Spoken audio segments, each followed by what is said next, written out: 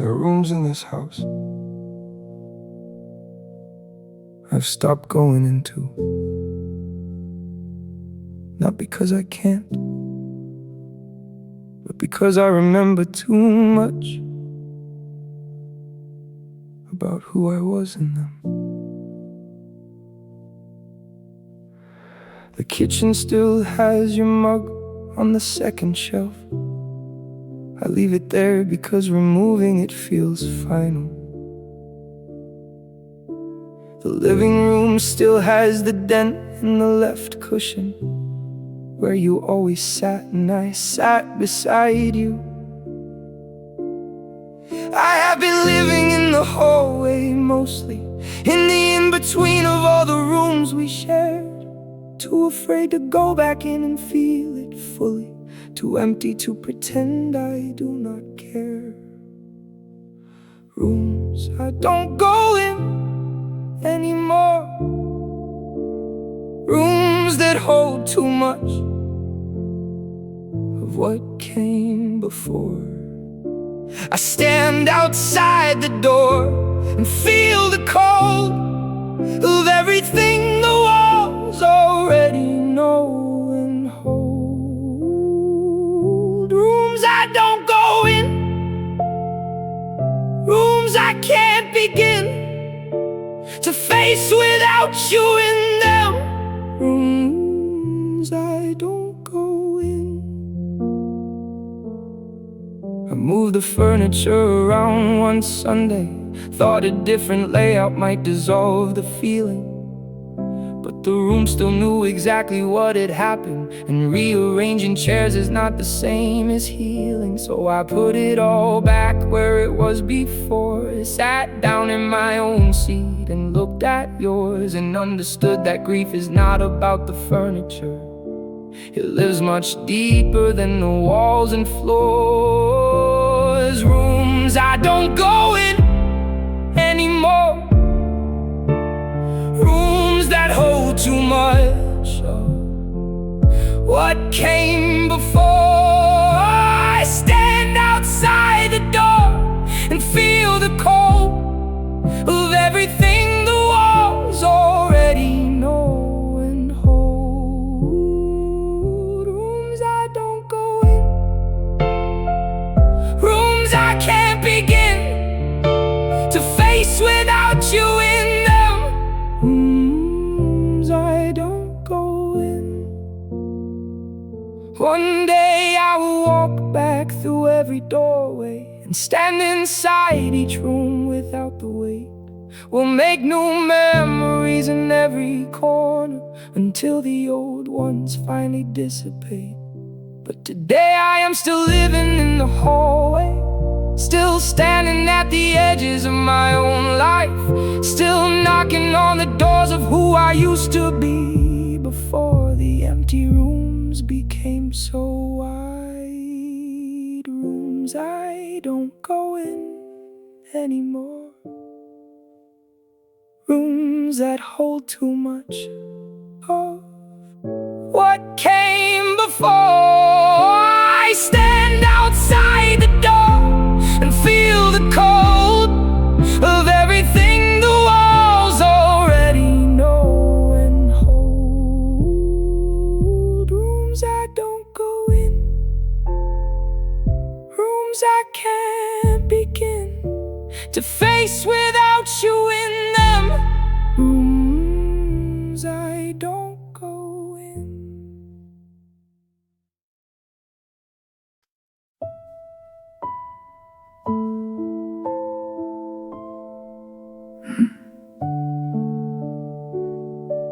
The conversations move around me like a river, everyone flowing past with somewhere else to be. And I stand in the middle of all that moving and smile at the right moments carefully. They assume that quiet means contented, that silence means I have nothing left to say. But quiet is just what loneliness looks like when it has learned to pass itself off as okay. Nobody asks how I am anymore. Nobody lingers at my door. Nobody notices the lights are always on, at hours when the healthy world has long since gone to bed and left the dark to those of us who sit inside it learning how to trust that morning comes for people like me too. Nobody asks, and I stopped asking too. I was at a gathering last Friday evening, surrounded by the noise of other lives, and laughed at all the right points in the stories, and no one saw the space behind my eyes. There is a particular kind of loneliness that only happens in a crowded room, where everyone is present and connected, and you are there, and you are not there too. Nobody asks how I am anymore. Nobody lingers at my door. Nobody notices the lights are always on, at hours when the healthy world has long since gone to bed and left the dark to those of us who sit inside it learning how to trust that morning comes for people like me too. Nobody asks, and I stopped asking too. I think I stopped answering honestly first, gave the fine so many times it became true sounding, and people hear what they are looking for, and fine was always easy and less confounding than the real answer, which was long and complicated and would have asked something of whoever stayed to hear. So I packaged up the emptiness in manageable responses and watched the real thing slowly disappear. Nobody asks how I am anymore. Nobody lingers at my door. Nobody notices the lights are always on, at hours when the healthy world has long since gone to bed and left the dark to those of us who sit inside it learning how to trust that morning comes for people like me too. Nobody asks, and I stopped asking too. So here it is, the real answer to the question nobody asked. I am not fine. I am very quiet and very full of things I do not know how to say out loud to anyone anymore.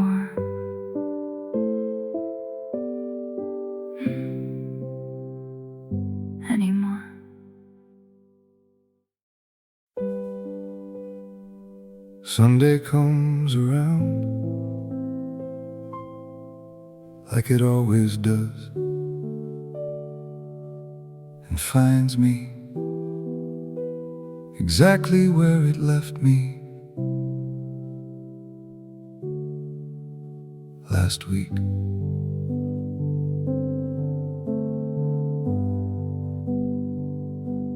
The morning starts the same way that it always does. Coffee in the window and the gray outside. The street below is quiet in that Sunday way, where even the world seems unsure how to decide what to do with all that empty, unscheduled time. It stretches out like something with no end, and I sit inside the length of it and wonder what people do when they have someone to spend it with. Sunday again, and the hours won't move. Sunday again, with nothing left to prove to anyone or anything or any version of myself. Sunday again, just me and everyone else out there somewhere living. Sunday again, and I am here again. I tried to fill it once with all the things they recommend: the walks, the calls, the projects, and the plans. But productivity is not the same as company, and a full calendar is not the same as hands that reach for you across a Sunday morning table, or a voice that fills the quiet of the room. There are things that busyness cannot replace, and Sunday has a way of finding every one of them too soon. Sunday again, and the hours won't move. Sunday again, with nothing left to prove to anyone or anything or any version of myself. Sunday again, just me and everyone else out there somewhere living. Sunday again, and I am here. I am learning how to be a Sunday person, someone who can sit inside the length of it and breathe, who does not need the silence to be filled with someone, who can be alone without it feeling like a grief. And some Sundays I am almost there, almost at peace with the particular quality of this light, almost okay with being my own company, almost ready to call Sunday mine, almost but not quite. Sunday again, and the hours won't move. Sunday again, with nothing left to prove to anyone or anything or any version of myself. Sunday again, just me and everyone else out there somewhere living. Sunday again, and I am here again. Next Sunday, maybe I will sit at the window longer. Maybe I will let it be enough. Just the light, just the coffee, just the quiet, just me. Maybe next Sunday, that will be enough. Maybe.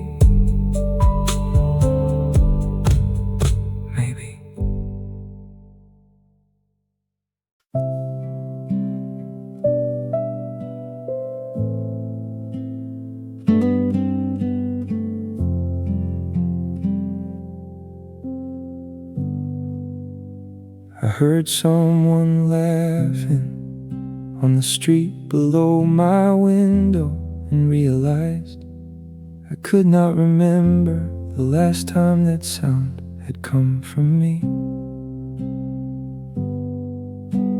I used to be the kind of person who took up space, who had opinions about small things and shared them, who laughed too loud at things that were not even that funny, and never once stopped to think who heard them. But somewhere in the quiet of the last long while, I got smaller without noticing the shrinking.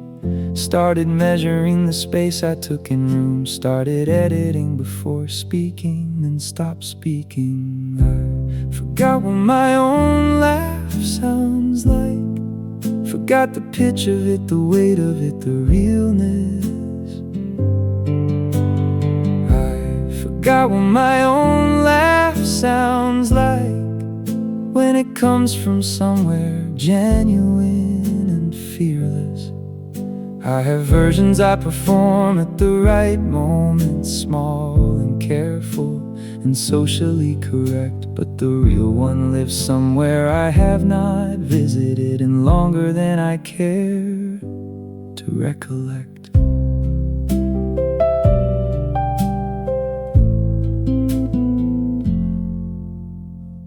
My face in photographs looks like a person going through the motions of expression, eyes that know the shape of every right response without the feeling behind the impression. And I scroll back through the years to find the difference between the face I have now and the one I used to wear. And the change is not dramatic, it is incremental, the slow departure of someone who was there. I forgot what my own laugh sounds like, forgot the pitch of it, the weight of it, the realness.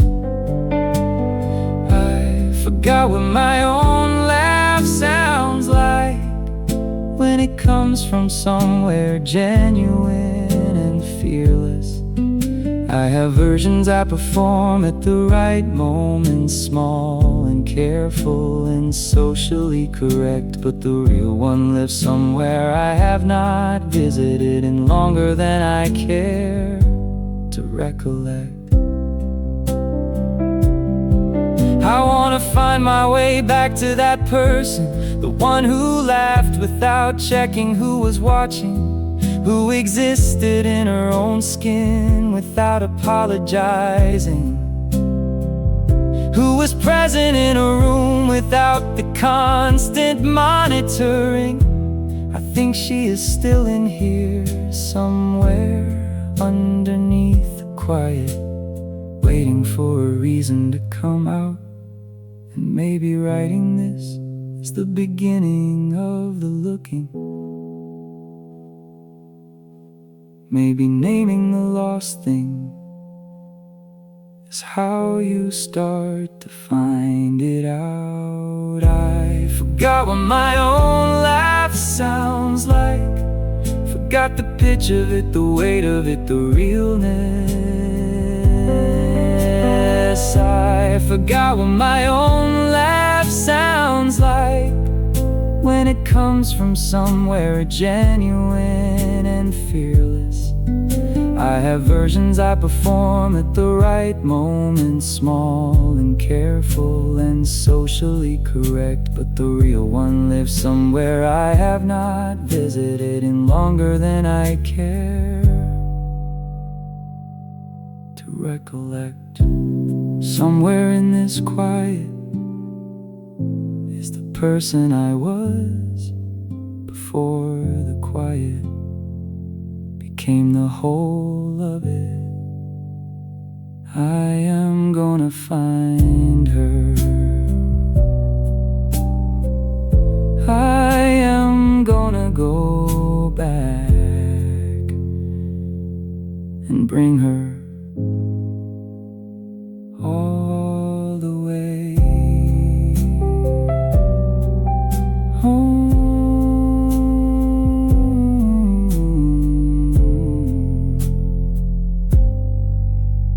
Home.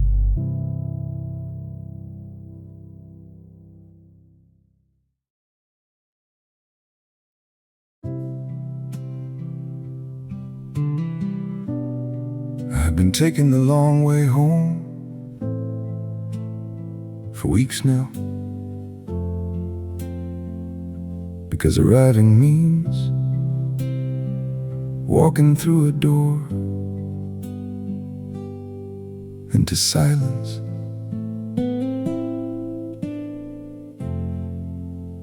And I am not ready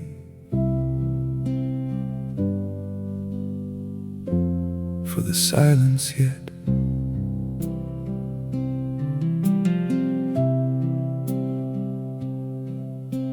I go around the block 3 times before I park. Sit in the car until the radio runs out of things to say. I find new routes that add another 20 minutes, and tell myself I need the air, or need to think, or need the day to extend a little longer than it naturally would, to give me one more buffer before the key turns in the lock, before the emptiness of the hallway greets me and the clock begins its long, unbearable tick-tock. The long way home is still home at the end, no matter how I bend the road or walk the extra bend. The long way home still ends the same way every night, with me in all this quiet and the failing of the light. The long way home is all the ways I find to delay the moment when I have to face my own mind. The long way home takes as long as it takes. The long way home is the price that loneliness makes. I started going into shops I do not need anything from, just to stand inside a space where other people are, to hear the background noise of someone else's ordinary life, the cashier and the radio, and the hum of the refrigerator. I buy something small, so it is not too strange to linger. A newspaper I will not read, a fruit I will not eat, anything to stay inside the warmth of other people for a few more minutes before I have to face my street. The long way home is still home at the end, no matter how I bend the road or walk the extra bend. The long way home still ends the same way every night, with me and all this quiet and the failing of the light. The long way home is all the ways I find to delay the moment when I have to face my own mind. The long way home takes as long as it takes. The long way home is the price that loneliness makes. One evening I sat on a bench outside the station and watched the people move into and from their lives, some rushing home and some reluctant like me. some certain of what waits, and some surprised. And I thought about the different kinds of homecoming, the ones with noise and warmth and people at the door, and the ones like mine that greet you with your own reflection and ask you what you are still doing this for. And I did not have an answer on that bench, but I got up and walked the long way anyway, and let myself in quietly to the silence, and made some tea, and made it through another day. The long way home is still home at the end, no matter how I bend the road or walk the extra bend. The long way home still ends the same way every night, with me and all this quiet and the failing of the light. The long way home is all the ways I find to delay the moment when I have to face my own mind. The long way home takes as long as it takes. The long way home is the price that loneliness makes. But I made it home. I always make it home. The long way, the slow way, the only way I know home.